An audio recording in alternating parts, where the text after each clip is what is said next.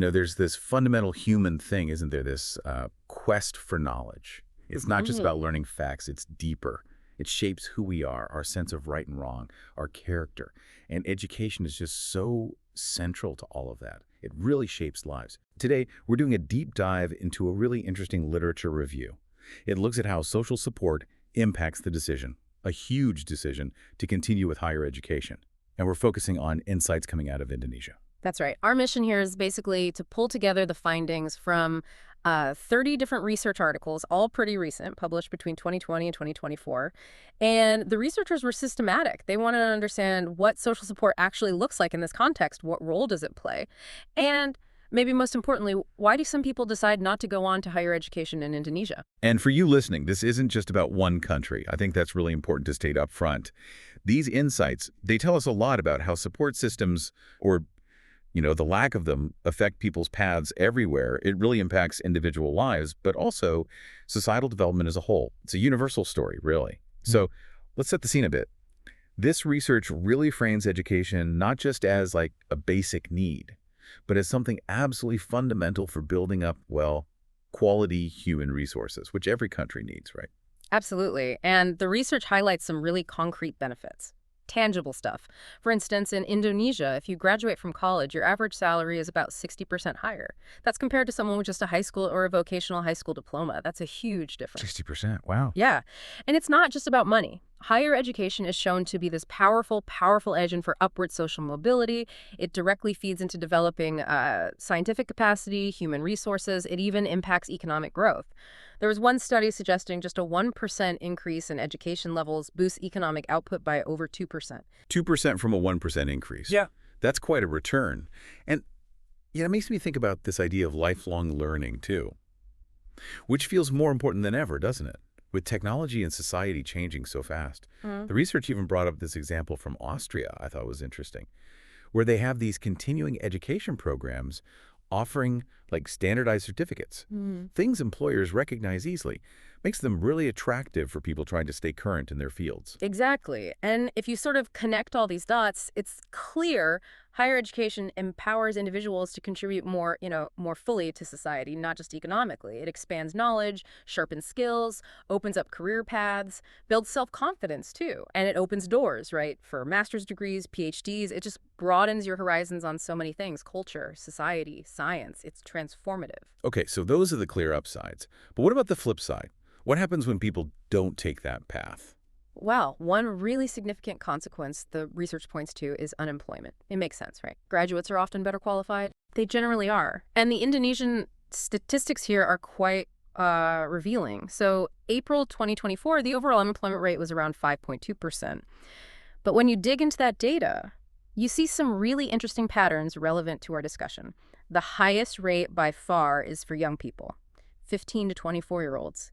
It was 16.42%. Really high. 16%. That's striking. It is. And consistently, graduates from high school and vocational high schools face some of the highest unemployment rates. It really shows how higher ed isn't just about personal gain. It's critical for national employment, especially for younger people. And it's fascinating that back in February 2024, the majority of working people in Indonesia actually had only finished elementary school. That was over a third of the workforce. It really paints a picture of the educational landscape, doesn't it? It does. And there's another layer to geography. The urban unemployment rate, TPT they call it, was almost 5.9%, much higher than the rural rate of about 3.4%. Interesting. And there was a slight difference between genders, too, with men facing a marginally higher rate than women in Feb 2024. Okay, so all these benefits, these challenges, it brings us right back to the core of this research. Social support. We use that term a lot. Social support. But what does it actually mean in this context? What are we really talking about? Well, at its simplest, social support is about receiving help from others. That help could be physical, it could be emotional, it could be informational. And it comes from people like family, friends, maybe community groups. The research breaks it down into 4 main types, which is helpful. First, there's emotional support. That's feeling loved, cared for, understood. It boosts your sense of value. Then instrumental support. This is more practical stuff. Money, food, maybe help with chores, tangible assistance. Okay. Third is informational support. So advice, guidance, information that helps you make decisions or solve problems. And finally, there's friendship support. Those social connections that give comfort, moral support, just being there for someone, togetherness. And what really stood out to me was the finding that this support, it's not just about the decision itself. It can actually improve physical health, mental health, emotional well-being, and crucially, it directly builds academic resilience. That ability to bounce back from challenges, that link is powerful. It's incredibly powerful. It underlines why this isn't just a nice to have. Right. So given these different types, what specific forms of support did the research find were really influential? Who or what actually helped students make that decision to continue their education? Well, several key things emerged. Unsurprisingly, perhaps, parental motivation is huge, and direct parental support. Also, the educational background of the parents themselves seems to play a role. That makes sense. What about money? Family economics? Yes, family economic status. It's So- complex. Higher parental income does generally correlate with a higher likelihood of continuing studies. That's sort of expected. But here's the surprise. The study found that direct family economic support wasn't necessarily the main obstacle, Really? How so? largely because of the increasing availability of scholarships. It suggests that maybe targeted financial aid can actually overcome some of those economic barriers, which challenges a common assumption, doesn't it? It really does. So it's not always just about the family's bank balance. Exactly. Then, beyond family, peers are really important. Friends providing encouragement. Their influence on the decision was strong, affecting nearly 60% of students in some studies. They help build confidence, reduce confusion. 60% is a lot. It is, and the broader social environment, even the immediate neighborhood, has a profound effect. High influence rates there, too. It makes intuitive sense, right? If your environment values education, your motivation tends to increase. And don't forget counseling guidance and homeroom teachers. They're vital for students who are maybe feeling confused about what to do next. Even things like the availability of facilities and infrastructure, good schools, libraries that contributes to this whole web of support. That's a pretty wide net of support factors. Yeah. But it also makes you ask, okay, what about those who don't continue? The study talked about this interplay of internal and external factors causing, low decision-making. What were some of those roadblocks? Yeah, they broke it down quite clearly. On the internal side, things within the student themselves, there's sometimes a strong desire just to start working, earn money right away, especially at that productive age. Sometimes it's a lack of motivation or interest, or maybe feeling they just aren't capable of higher level learning. Self-perception. Yes. And the mindset of their parents can be an internal influence too, in a way. Also, students not being sure of their own potential, not really understanding their interests or talents, or maybe not actively looking for information about university, or just being overwhelmed and not knowing what major to pick. And tied into all that often is a simple lack of confidence. Okay, those are the internal factors. What about the external ones, things Yeah. outside the individual? Right, the external factors, equally significant. We mentioned peers being supportive, but their influence and the environment's influence can also pull the other way. Then there are varying family economic situations. Even if scholarships exist, there's often this assumption that college is just too expensive. A perceived risk, Sure. What if I start and can't finish? Just fear of debt or wasted effort. Exactly. Also, simply not getting enough support from outside sources, maybe the school counseling isn't strong or community support isn't there.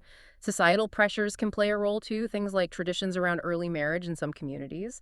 And then there are very practical barriers identified in some studies, like high course costs that affected about 17% in one study. The distance to the university from home, that was 10%. Difficulty balancing study with work or family, about 13%. Even things like frequent sickness, lack of time to use the library, not having funds for books or equipment, trouble getting basic info about universities, each of those affected a segment. Wow, quite a list of practical hurdles. Yes. And finally, sometimes it's a lack of support from the family itself. Parents might worry it's a waste of time, energy, money, or they might just prefer the person starts working to help with daily needs. That's a tough one. Definitely. This whole discussion also seems to highlight another layer, doesn't it? The geographical background. Urban versus rural students. Yes, that's a critical point the research touches on. Most of the studies included in this review focused on urban areas, but the review explicitly notes that rural areas often face unique limitations, especially around access to information and maybe adapting to technological changes needed for higher ed today. And the consequence. Well, it can lead many young people in rural areas to simply opt out of continuing their schooling. And the review uses this phrase, describing their potential lives as far from decent. It suggests the stakes are really high. Yeah, it really sounds like for some, particularly in rural settings, getting to higher education is less a clear path and more like an obstacle course. That's a good way to put it. And there's a methodological point here, too, which is interesting. Most of the past research used quantitative methods, surveys, numbers. The review calls for more qualitative approaches, like in-depth interviews, case studies, to really get underneath the why and understand the dynamics of social support more deeply. To get the stories behind the numbers. Exactly. And it also notes that many studies don't really look at potential differences in social support between male and female students. That's another gap. Lots more to explore there. So, to kind of wrap up our deep dive today, it seems abundantly clear, doesn't it? Social support isn't just some vague, nice idea. It's this crucial, complex force, especially when it comes to making that leap into higher education, particularly in the Indonesian context we looked at. We've seen how it can really open doors, build character, but also how these very real barriers, internal and external, can block the path. Absolutely. Understanding all those different kinds of support, you know, from parents, peers, teachers, even the role of finances and scholarships, and really trying to address those factors that hold people back, both within themselves and in their environment. That seems essential if we want to improve access for everyone. Which leads to maybe a final thought for you, our listener. As you think about the role social support has played, maybe in your own life or in the lives of people you know, what patterns do you see? And what more could we, as a society, maybe do? How can we ensure everyone gets the backing they need to follow their educational dreams? It's a big question, and the research itself, as we said, points towards needing more answers, especially looking deeper into how this all plays out in rural areas or for disadvantaged groups, and understanding those potential gender differences, too. There's definitely always more to learn about how we foster these journeys,